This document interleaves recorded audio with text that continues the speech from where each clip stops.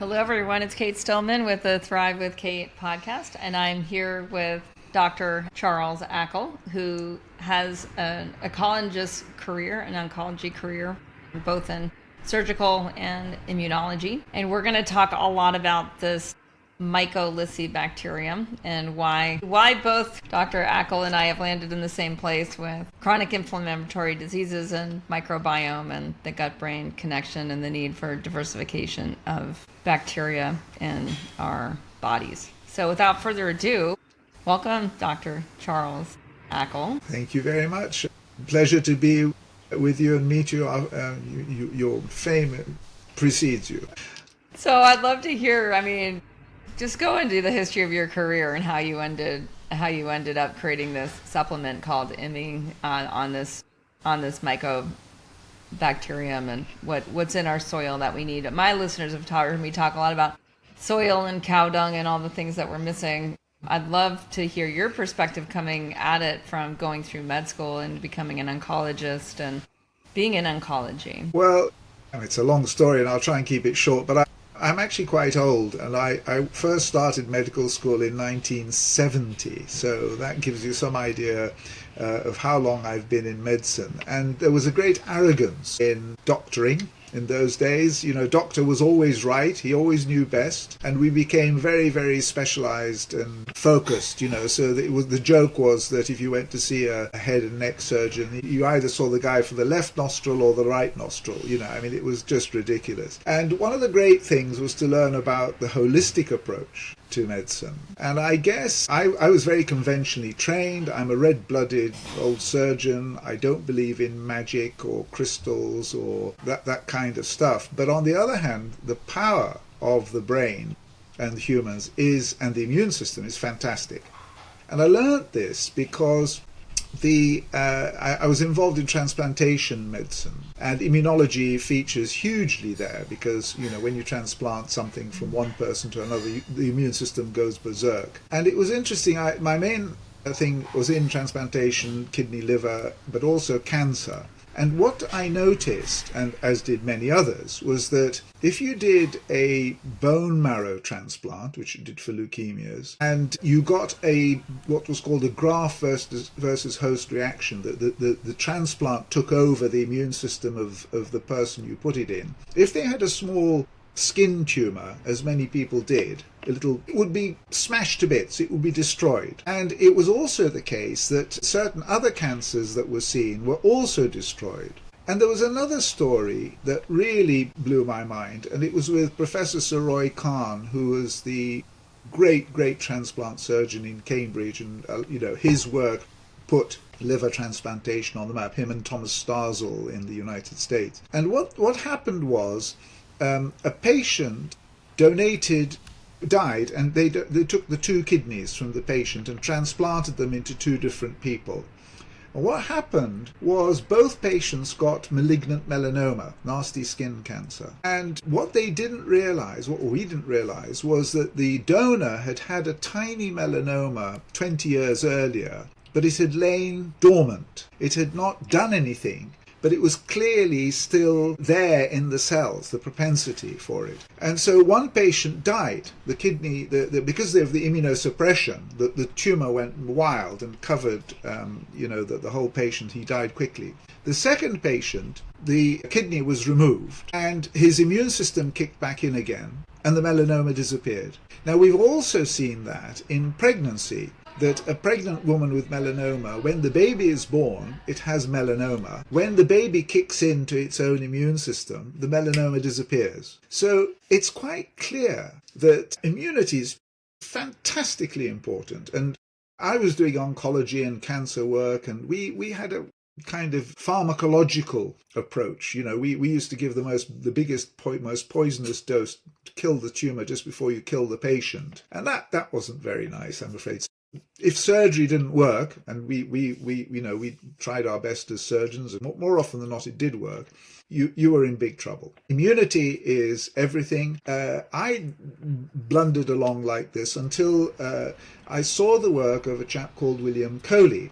Dr. William Coley was working between 1910 and 1930 in New York as a surgeon, and he noticed that if a patient had a cancer, occasionally and they got an infection, the cancer would regress, it would get smaller. And he thought this was really interesting, and he twigged that this was to do with immunity. He thought it was to do with fever, and many people still do, that it was the induction of a fever, a temperature, that did this, and that was work on malaria and syphilis and all sorts of other things that we can go into if you're interested. But the point is that Coley is the father of modern immunotherapy, because he realized that by stimulating the immune system, okay, infection was pretty non-specific compared to what we do today, you could get these incredible results. And he demonstrated that in quite a few patients, that he got quite a number of patients actually regressed, the tumor disappeared, when he gave them bacterial toxins. He refined them down to what were called Coley's toxins. The patients got huge temperatures and what have you, but their immune system kicked in. And so I think those were some of the key points, if you like, that made me stumble onto the fact that this was then the last thing brings us to the mycolicibacteria, and mycolicibacteria as opposed to mycobacteria, because they're entirely benign, was work that was done by Professors John Stanford and John Grange back in the 2000s, which showed that actually boosting the immune system with this mycolicibacteria, which was present in the soil. So it comes back to what you were talking about, people running around in the soil. And the original one was called Mycolicibacterium vaccae, or Mycobacterium vaccae, from cows. See, we go back to cow dung and cow urine and things. So maybe that Panchagaya stuff that that is used in India isn't quite Panchagavya, thank you, isn't so stupid after all, and that these bacteria can induce a very powerful immune response that seems to deal with chronic disease, particularly cancer, because that's what it is. It's a chronic inflammatory disease, tuberculosis, which is very similar. And I was very impressed by this, which is why then we started working in a lot more detail. And we've blown about 120. When did you first come across Panchagavya? So for those who don't know Sanskrit, it's Pancha is this 5, and yeah, go ahead. Well, there was an extraordinary thing in London. I was a London surgeon. I was sort of surgeon to the stars. And a lot of them, and particularly, let's say, members of the royal family, were very, very into homeopathy and that sort of thing. Yeah. And so I was initially, all the medical profession couldn't stand homeopaths, so they thought they were mad. But the ones I spoke to actually made a lot of sense. And the reason they made a lot of sense was they knew their patients. And their patients loved them, and they were very kind, and they were holistic. They treated the whole patient. It wasn't just the left nostril or the ear or whatever it was.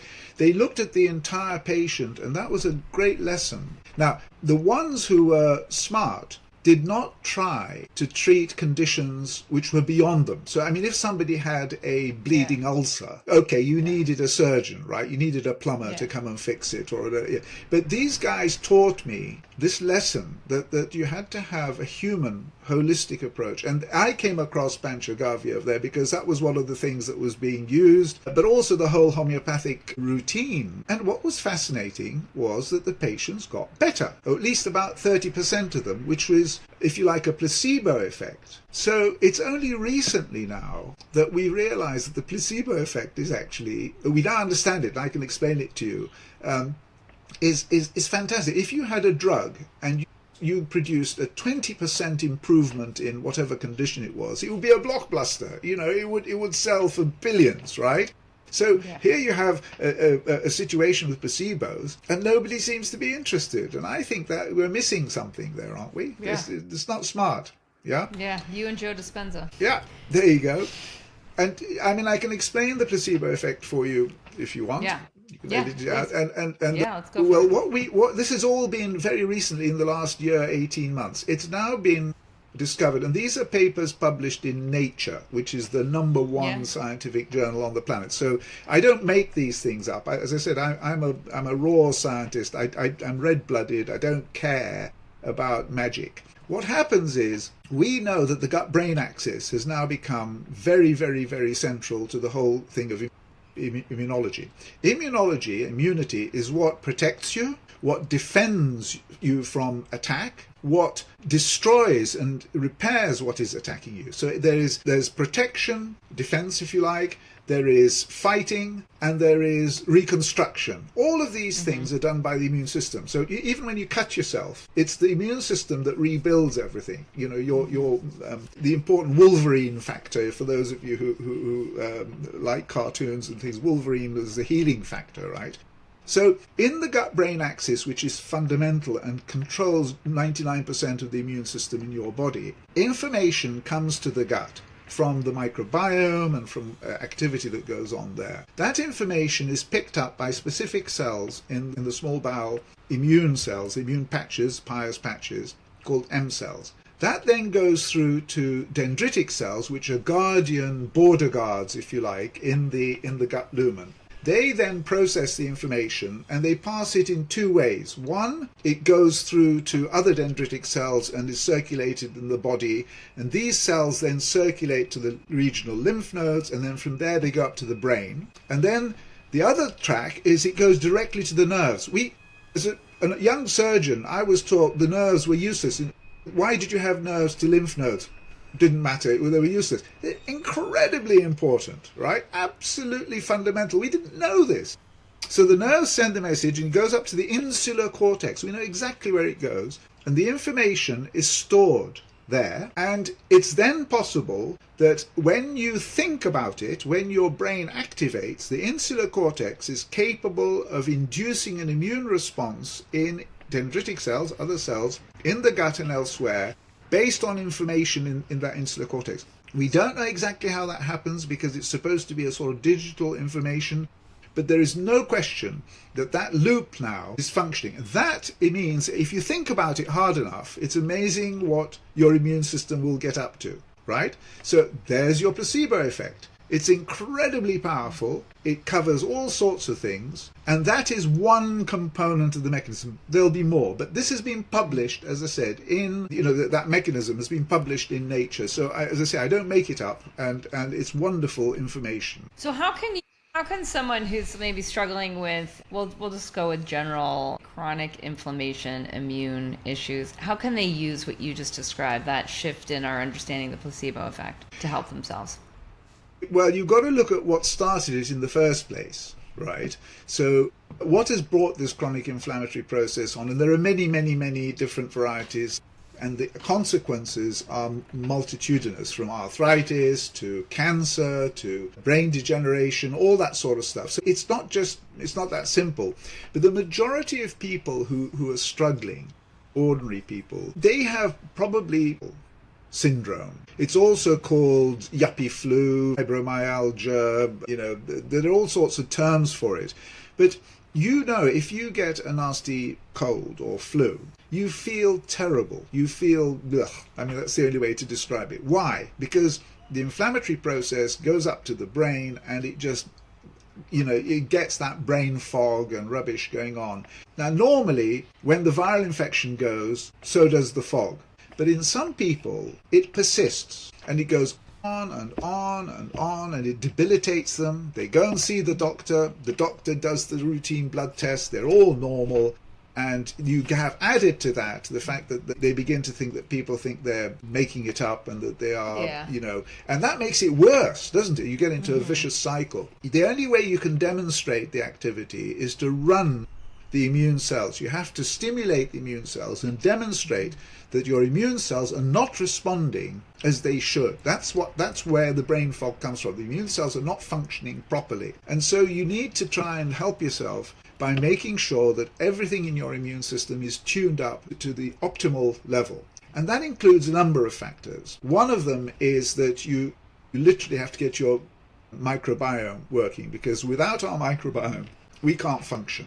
Nude mice who are have no microbiome, they're completely sterile. They are really runty, they don't live long, they all wrinkle, they age very quickly. We don't need any of that. So you've got to feed your microbiome, and I think you alluded about diversity. In the microbiome, diversity is terribly important. You'll read in the thing, oh, it's it's this lactobacillus this, or reuteri, or acamaniense, or whatever it is. It's variety. It's all about variety. That's the spice of life. Okay.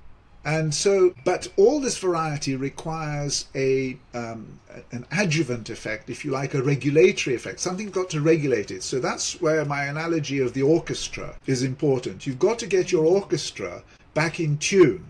When the orchestra's out of tune, you get terrible noise, the brain fog. All on diversity and immunity, and where someone, like how this placebo effect and that new loop that we're aware of in the brain, and what someone can do to help themselves. So the best things to do to help yourself is to basically look after your microbiome.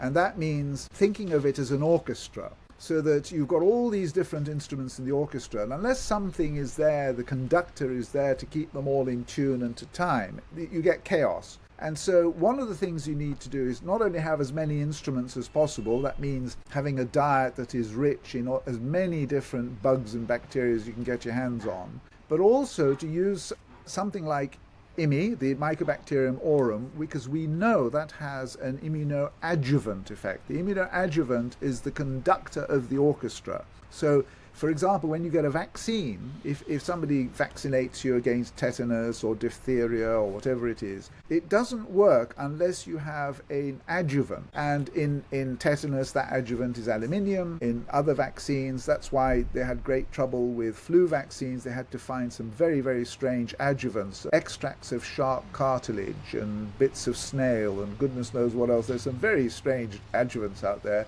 But the commonest one, the mycobacteria, the mycolysibacteria, which you find in the soil. And as primordial animals, we were out there in the soil scratching around and eating like other animals, and dirt and things was getting in. And so we were getting access to these bugs and to the adjuvant at the same time. And so the first thing is, therefore, get your diet right, get your adjuvant on board. You need to sleep. You need to make sure that you're sleeping well. So wait, the adjuvant is the mycolysi, like that bacteria. So it's not only in the soil, it's not only its own bacterium and its own species, it's also the adjuvant. It's functioning in two roles there. Yes, and what stimulates the M cells in particular in the small bowel that I was talking about, that then send a signal through to the dendritic cells in the gut and then up to the brain. And then it also stimulates the T cells and the anti-inflammatory cytokines and...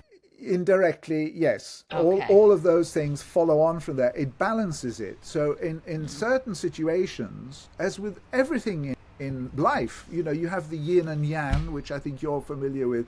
I mean, sometimes it's yin, sometimes it's yang, and you need something that becomes yin when it's needed and yang when it isn't, or vice versa. So the great thing about immunology is it's contextual. It changes its activity in relation to what is required when it's working properly. If it's working properly, sometimes it has to fight, sometimes it has to defend. So it can be pro-inflammatory or it can be anti-inflammatory, depending on the context in which you're there. That's why immunology is so complicated, and why conventional medicine is very blinkered. It does that, end of story, that's all it does, nothing else. It's nonsense. It doesn't work that way, right? We are not double-blind studies. I mean, I hate double-blind studies. Double-blind control studies are a wonderful tool, right? But the problem with people is they have this one-size-fits-all mentality, that if it's good for one thing, it must be good for everything. It's nonsense. If you've got a rare disease like sarcoma or the leukemias and what have you that are unusual, the double-blind control trial needs you to recruit so many people, and it takes so long to get set up that most of the patients, particularly the nasty diseases, they're dead before they even join the trial. So you need a heuristic approach, Bayesian approach, if you like, which is simple with trial and error. Suck it and see. Get 4 patients, do the study, get the science, do the mathematics, go back and do another 4 studies. And that's how we used to work. But the double-blind control trial is great for differentiating whether you got an 85% or a 90% response, that sort of level in a cancer or whatever. But for rare cancers where they kill you in 6 months, it's just nonsense. We've got obsessed with this thing. It takes time, it costs money, huge amounts of money. And it's just idiotic. I mean, I'm sorry, but you set me off. I hate double-blind controlled trials. No problem. Fun to... Yeah. Yeah. Okay, so the other things, sleep and exercise. So I like them to go out and exercise. I think it's very important you get exercise because that tunes your immune system. Interestingly, it pushes up your pro-inflammatory IL-6, interleukin-6 for a while, but that actually helps to run the engine a bit. And then when it settles down, you get better. And if you go out into the woods and you're out in the mud and the soil and you've got your dog with you and all those other things, that will help boost your immune system really well. So walking around in the woods, walking in the mud, kids playing around in the mud I love to see that. And actually, in Scandinavia, for example, they take a forest material and they take it to the cities and put it on the children's playground, because that has a huge effect on their well-being. The reduction in asthma is quite dramatic in those cases. Those kids do really well because they're playing in an environment that is correct for them. The concrete jungles we live in don't do us any good. They really do not do us any good. So get out there, get some exercise, roll around in nature, great. Eat proper food. Let's not have this junk food. Anything that is natural is generally a good thing. Fermented food, yeah, fine. But anything with E numbers and plastic around it milk. I mean, I bought some milk the other day and they said it lasts 6 weeks, this milk. And I'm thinking, that's crazy. Milk that lasts 6 weeks? When I buy milk, after 2 or 3 days, the natural stuff, it goes off, right? Yeah. So why am I drinking milk that sits there for 6 weeks? There's something wrong with that. I don't like it. Right? Yeah. So we want the bacteria, we want it to go off, we want to use it in the context that it comes in. So those are the 3 things: diet, exercise, good sleep, and your... Do you want to talk a little bit about that, like the emulsifiers and the preservatives and what effect they're having on microbiome? Well, we can do. I mean, again, you need to be careful because not all processed foods are bad. I mean, if you think about it, kimchi, sauerkraut, yogurt, a lot of foods are actually in a way processed. You've interfered with them, right? But that's actually for the good. On the other hand, the foods that our children are eating, some of these treats that they have, I remember my son, Matthew, when he was 5, he loved this stuff called, they can sue me, I don't care, Monster Munch. And it had tartrazine, which is a yellow dye. And there was a drink, which you have in the States, which has this yellow dye. Every time this child he only needed a tiny bit, he'd start bouncing off the walls. He became hyperactive. We would have diagnosed him with an attention, hyperactivity disorder. And it was the food, it drove him completely wild, right? So in terms of the food, generally you need to look very carefully at the labeling of the food you buy. Stuff that is there for comfort eating and makes you feel hungry, like crisps and stuff like that doesn't satisfy you. There's something wrong with that. If it's got lots of E numbers and emulsifiers that are not natural, then that's right. If you've got egg, you're using egg lecithin, you're using stuff like that as an emulsifier, fine, it's great. Naturally fermented, great. But if something lasts too long in a plastic package, probably that's not a good idea. And I think that's probably where we are at the moment. Not all ultra-processed food is bad, but you just need to be careful what you eat and you understand what you eat. So let's go back to what... I do want to go a little bit back to like what's happening with people that were either have this sort of like long virus and chronic inflammation, and then also I just kind of want to bring in like there's more young people getting cancer, and in my little valley where I live in Wyoming, one of our local girls at 22, very like active lifestyle, athletic, outdoorsy, but the family was very pro-vaccine, and I'm not sure if that affected it at all. I want I'd love to know your opinion, but she was diagnosed with an endocrine. It was like a let me see exactly what it was. It was a neuroendocrine carcinoma. Yeah, well, yeah, it would be NET or something, NET tumor probably, yeah. And it was she went in for pain in her liver, and they found her liver was cancerous, full of tumor, and they put her on high dose chemo, and she was dead within like 8 weeks. And she was like a fairly like vibrant, beautiful, early young adult. So what's your sense, like, because one of the things that I've been curious about, like in my research, is like how much if someone's on like the sort of the what was advised during COVID type of protocol, where you're using a lot of like antiseptic hand wash, or you're using alcohol-based hand washes, and you're depleting your skin microbiome, you may be separating more from others, so you're not mixing microbiomes, and you're receiving a lot of the vaccinations or the boosters. Like, how does that affect this whole process with what you're talking about with the microbiome, and particularly with this Mycolice bacterium? It's very interesting that, as I was saying, there's a yin and yang. It's a double-edged sword. So we know this. I mentioned post-viral illness, fibromyalgia, whatever it is, and we see a lot of these post-viral problems which at best just make you feel yuck. At worst, some of these viral illnesses can induce cancer. That's why, for example, there's been a big reduction in cervical cancer after the HPV, human papillomavirus vaccination. So there's no question that those vaccines have been very effective. And the reduction in cervical cancer is fantastic. When I was a kid, cervical cancer was everywhere because people were getting the virus. Long COVID came up, and COVID has been quite instructive in two ways. One, long COVID made the medical profession realize and accept that the post-viral syndrome works. Because a lot of poor patients, when they'd go and see the doctor, as I mentioned, they would be classed as basically a bit stupid, and they're just making fuss, and they're neurotic, and there's nothing wrong with them because the tests are normal. But long COVID is very real, and it's a post-viral illness because there's a residual chronic inflammation in the brain, and that has been well documented.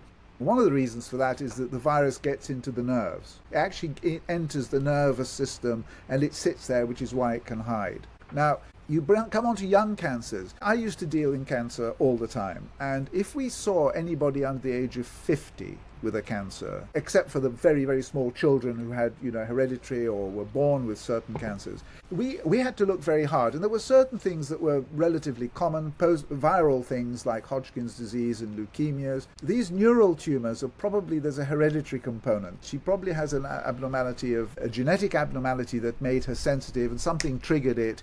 And there's chances are there was nothing that she could have done without it. There should be no guilt on the part of the family. Oh my goodness, what did we do wrong?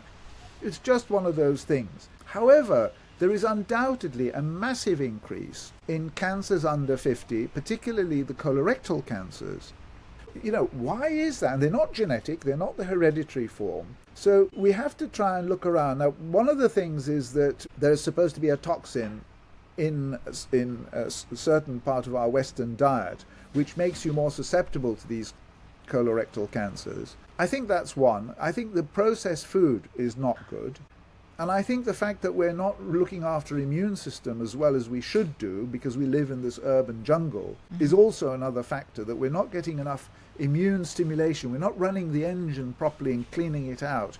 A car that is sitting in the garage for a year or two and not being used is going to deteriorate. You need to use the engine. So these young cancers, there's an epidemic now of young cancers. Now, COVID has been blamed for a lot of this, but what's fascinating, the paper just came out in the last few weeks. If you give COVID vaccination, and I have to declare that I'm not a great lover of the mRNA vaccines, the COVID vaccine, for reasons we can discuss. I'm not anti-vaccine, by the way. I think vaccines in the right way are incredible, very, very important.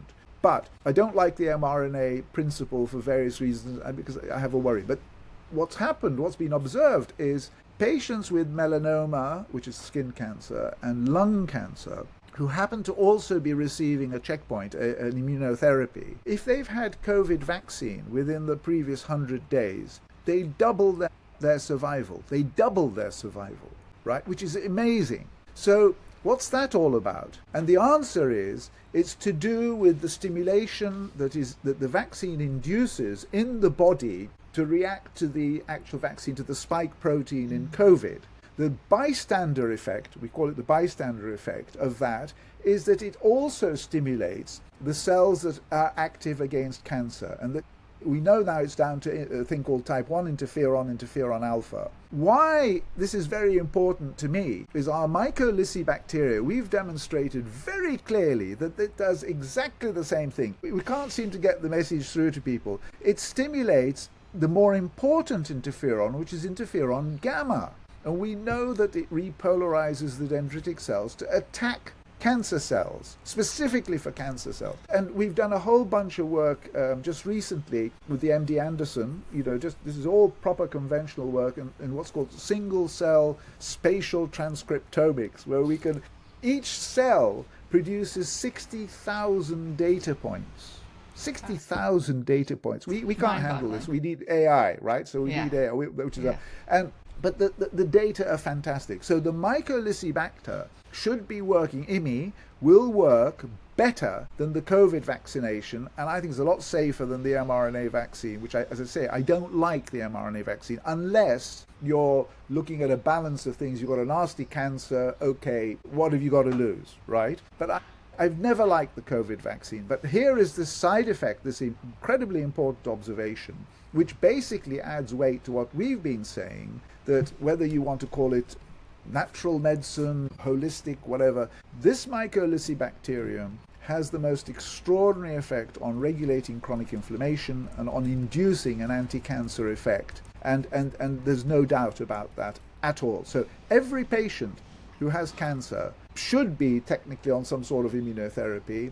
They should be on, probably worth vaccinating them against COVID, and for sure they should be taking the IMI. They should be on IMI. What have you got to lose, right? It's cheap, it's cheerful, it's easy. Okay, so I just want to go back. I want to go back to Panchagavya. So we have this 5 and then gavyas of the cow. So right. We have this mix of cow dung, cow urine, cow milk, cow butter, or ghee. It's in ghee. So talk about it's like a stabilized fermenting environment is what. And coconut milk and various other, they put other things in as well. Right, you can put sugars in it, like they might add a little honey or grape juice or something like that. Honey. Yeah. They spread it on crops. They use it, like when I first learned about it, I was an Ayurvedic student in India, and it was being used to treat epilepsy. Like it was being used in... And depression, severe depression. There are papers that have been published which show some efficacy. You've got to be very careful with the data, but something that's been out there. Can we just talk about the concept of it? So we have this bacterium that it's probably much harder to get exactly more of that particular bacterium than in like how you guys have it at IMI, which is like in coconut, is in oils, stabilized. Yeah. Talk a little bit about just maybe the differences, especially for those who might just want can I make my own solution? There are definitely people like that listening that are like curious, getting more curious about this whole like cow-based bacterium, and those that are like, just give me the supplement. Yeah. I mean, the problem with cow-based things, one of the things, because I've been out in Africa on sort of missionary work and stuff donkeys years ago when I was a student. One of the things that was a big problem was when babies were born and the umbilicus was cut, the umbilical cord, they would put cow dung on the baby's belly button. And the problem is that contained a Clostridia, which give you tetanus. So the Almighty gives and the Almighty takes away, right? So, if you're going to go and do this yourself, you could cause yourself a lot of grief, because if there will be Clostridia in the cow dung and urine, unlucky for whatever reason, you could end up with something very nasty going, whether it's tetanus, and botulinus is a Clostridia organism, etc. So I think don't do this at home is probably the message. And I guess the easiest analogy just for people is there was a wonderful treatment for dropsy. So dropsy was heart failure, and this vicar in England went and visited this witch in Derbyshire, and he was called William Withering. And Withering went and saw this old lady because she had this reputation for being able to treat dropsy, heart failure, which nobody could in the 18th century or whenever it was. And he paid her a lot of money for the secret, which was foxglove. It was an extract of foxglove, the Digitalis purpurea. And she made an extract of this, and that contained digoxin or digitalis, which increased the activity of the heart and improved the thing. Of course, if you took too much, it would kill you. As Paracelsus said, everything is a poison. It just depends on the dose, right? Yeah. So she'd worked it out, and William Withering then studied it, and they discovered digitalis. And for years, you had an extract of foxglove, but you had to be very careful. And again, I'm so old that it was extracted from foxglove back in the 70s, and the amounts were variable, and you had to be very careful because the tiny bit over the top, you poisoned the patient. So today it's all manufactured and things, and in fact people don't use digitalis, they use other things because we've learned how to do it. But all I'm really saying is that the thing about our stuff, IMI, it contains a proper, certified, if you like, it's safe, there are no other bacteria, there's no contamination, there's olive oil, and by the way, I think olive oil is one of the wonders of nature, yogurt, olive oil, olives, I mean, it's just wonderful for you. A teaspoon of olive oil every day will make you live longer. That's been documented, that's been published. So I think I would not suggest that people go and find your nearest cow and try and produce your own panchagaya. I think the easier way is to make sure that you're eating fermented food, that you use the yogurt, cow's milk, whatever you want to use it from, and that you use the mycobacteria, the mycolysibacteria that we produce. And IMI is just so easy. It's a really easy, simple little capsule. The cost is less than $1 a day. It'll cost you more than that to try and make your own stuff. I'm very philanthropic. I hate the idea that people on immunotherapy, for example, it can cost $50,000, $100,000 for a course of treatment. It's crazy. It's wrong. And I subscribe to the $1 a day thing that Bill Gates did to try, and even a person in sub-Saharan Africa can afford it. You shouldn't be making money out of the misery of your fellow man. We feel very strongly about this at IMI, which is why we've kept it as cheap as we possibly can. So I think don't do this yourself at home, particularly with the cow dung, because of the I'm worried about Clostridia, never mind all the other stuff that you might have. Right, there's gazillions of things that could go. Candidas, etc. It doesn't bear thinking about, but the Clostridia is something that most people will understand. Tetanus is a bad idea. Okay, so what about the whole supplementation with these probiotics, right? That it doesn't really get taken up by the local populations of the body, or does it? What do you see in there? Because I know with supplements, especially in the US, I don't know about UK, it's not necessarily a very regulated industry. People make all sorts of claims about their supplements, especially in the realm of probiotics. Go for it. We were mentioning double-blind controlled trials, and there is a company, $1 billion company, which makes me jealous, I suppose, that they've been so successful. And they're selling this stuff in a tin or whatever. I don't know how they're saying, and they made the claim was that this had undergone a clinical trial which proved how wonderful it was. Do you know how many subjects they had on the trial? Three, right? So they had 3 subjects on this trial, and they're $1 billion company. Now, how did they do that? As you say, the regulations are a problem. We've had to jump through I don't know how many hoops to make sure that our stuff is manufactured correctly. You have to be careful with some of the supplements, particularly some of these cannabis extracts. They contain heavy metals, they contain bacteria, coli, various other toxic material, because the manufacturing process is not properly regulated. The claims are outrageous. The evidence for it is very, very, very poor.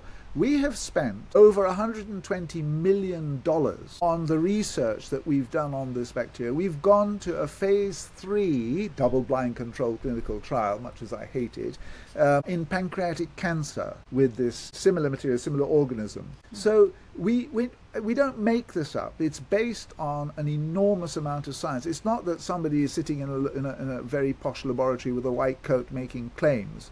You know, this is serious science. And I've told you about this transcriptome data that we have from the MD Anderson. 60,000 data points on each piece of information. I mean, I'd like to see some of those supplement guys produce that kind of information. And the other thing is, it's to do with context. So, for example, curcumin, you know, the curry extract thing, is very good stuff. There's a lot of good data for that sort of material, but it only works when you cook it. You've got to process it to have the effect. Otherwise, you just poop it out, right? The vitamin C story and it's is another in one. oil. It's lipid, right? It's like Yeah. So that's why they'd always said, like in Indian cooking, you start with your ghee, which is really stable, more like olive oil. Then you add and your spices, your turmeric. You heat it, and now you mix it with food, and then it's absorbed. Yes, but if you take too much curcumin, it rots your liver, and they don't tell you that. You see. So you can get serious liver damage by taking too much material. The same with all these other things, ashwagandha, lion's mane, all that stuff. The reason those things work, those funny mushrooms, is because they contain beta-glucans. That's one of the active, and that's good. You'd be interested to know that in Japan, something like 80% of patients who are on chemotherapy with cancer, they take mushroom extracts which come from Brazil, and they contain beta-glucans, which a lot of people will know what those are. Beta-glucans is an immunoadjuvant, you see, and it works through the gut, and it has an effect on your immune responses, and it's a good effect generally. So I like beta-glucans. They're not in the same league as Mycolysibacteria. We're talking sort of, I don't know, Mike Tyson compared to Bob Squarepants or whatever he's called. You know, the point is beta-glucans work quite well, and I don't have a problem with beta-glucans. But all the other claims that people make are all essentially placebo effect. Which, listen, if it works for you, that's great. Who am I to knock it? I wouldn't dream of knocking it. But if you're asking me as a scientist whether this stuff works, I would say you have to be very careful. You have to make sure that it's a reputable company. How you check is not so easy in this day and age of the internet. I mean, goodness knows where the stuff comes from. But it's got to be made by a reputable laboratory with proper regulatory cover. And that's what the FDA is for, the European Medicines Association, the European Food Standards Agency, the Australian, things, the TGA, whatever. You need to have a degree of standards, much as I hate the over-regulation. That's why, as I say, I don't like double-blind controlled clinical trials. But for goodness sake, a clinical trial of 3 cases, and you get $1 billion company off the back of that. I mean, boy, that really annoys me. I mean, it's just brilliant marketing. You know? I want their marketing director. Yeah, that's what it comes down to, right? So in IMI, and you guys can go to IMI.co to find out more about it. So it's this Mycolysibacteria, it's olive oil, and it's beeswax. That's what's in these capsules. Yeah. How is it? It's absorbed in the stomach or in the small intestines, or like how is it becoming part of the? Because it weaves its way into like the biofilms of the gut and becomes a stable population there. Or what happens? It's actually dead. We heat kill it, and it's interesting that even small bacteria, the ordinary bacteria, which are like child's balloon, they pop very easily when they die, but even the extracts of that have an effect. The thing about the mycobacteria generally is they have the thickest cell wall in nature. They are like a tractor tire compared to a child's balloon. You stick a needle in it, nothing will happen. So the scaffold, the immunological scaffold of the Mycolysibacteria remains even though it's heat killed.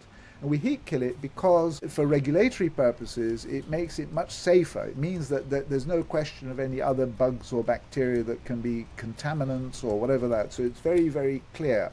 But it retains its immunological effect. And what happens is, in the olive oil, why do we put it in olive oil? Well, olive oil is good for you. And why do we put beeswax? Because the beeswax keeps it in suspension.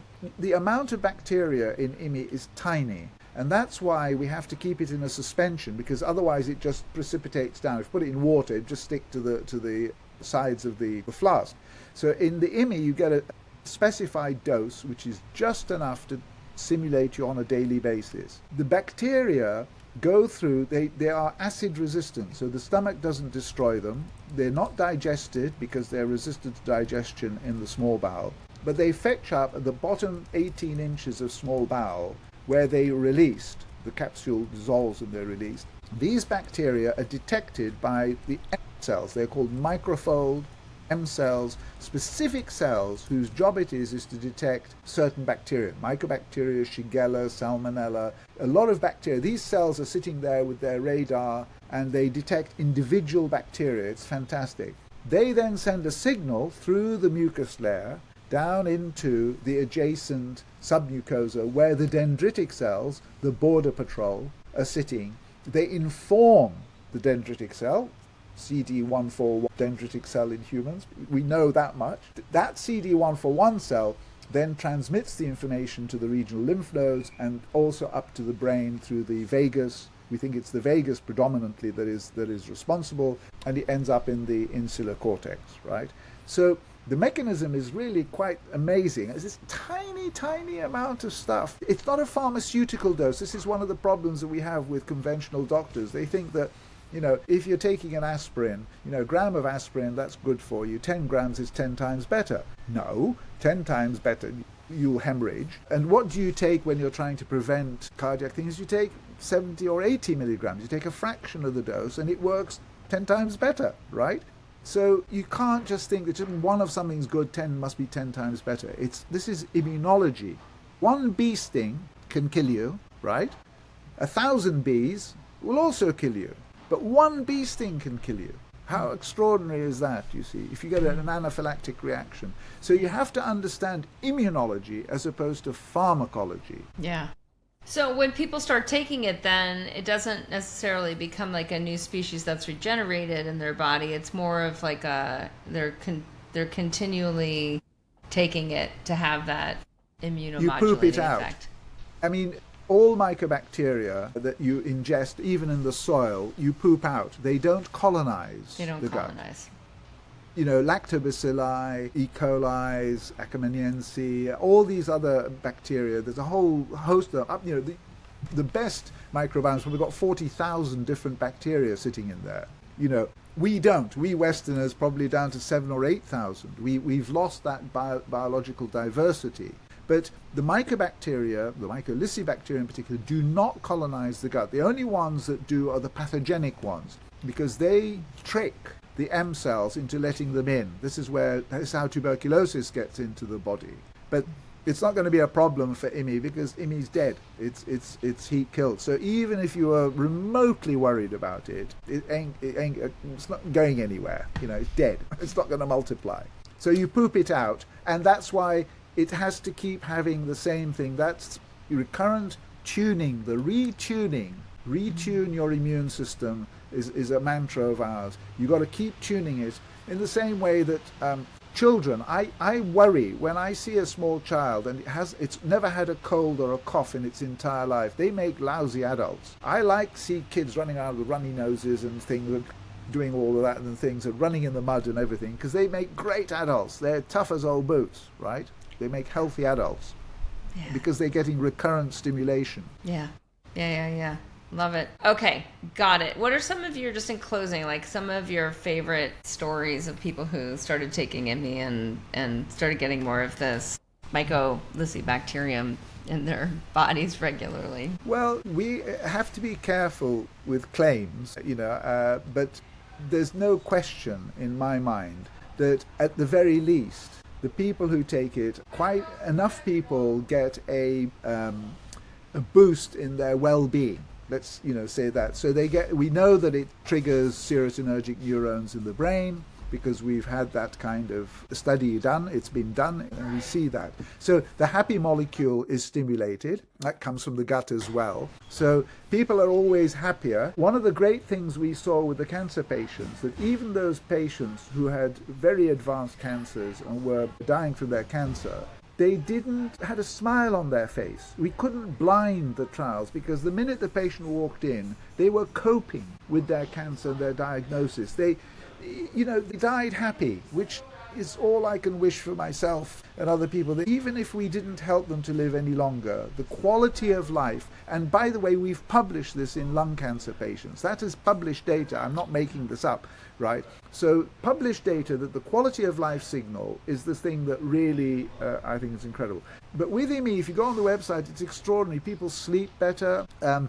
People who've had tendinitis, like tennis elbow and stuff, it disappeared. I've had it for 2 years and suddenly it's better. These are anecdotal cases. We've got a case of a condition called myasthenia gravis, which is an autoimmune disorder against your nerves. And the patient's been taking this material, the medicine for it, for about 18 years. He's on 1 tablet as opposed to 4 tablets a day because he's been able to reduce the thing. So coping behaviors, stress, these anecdotal cases are fascinating. Diabetes, our latest research, and we published our latest paper, is on the effect of the prevention of diabetes using a Mycolysis bacteria in a model. By the way, the oral version almost certainly works better, but we're going to publish that data early in the new year.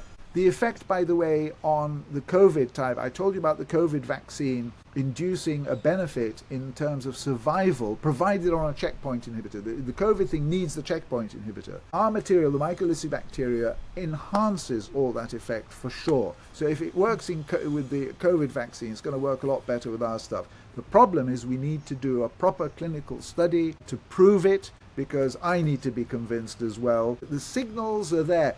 And just to finish, one of my dear friends said to me, if you throw 100 tennis balls off the top of the Empire State Building and 3 of them float, you've got to explain it. Well, we've got a lot more than 3 tennis balls floating with this, and we need to explain it. We've got some explanations, but we need to prove it. Do you want to share some of your explanations, or like where you think it's going? I think it's going in a very good way. Our problem has been funding. We had, because of the MD Anderson work, the NIH was going to fund us for some of these studies on an initiative. It was called Bugs as Drugs. Can you imagine?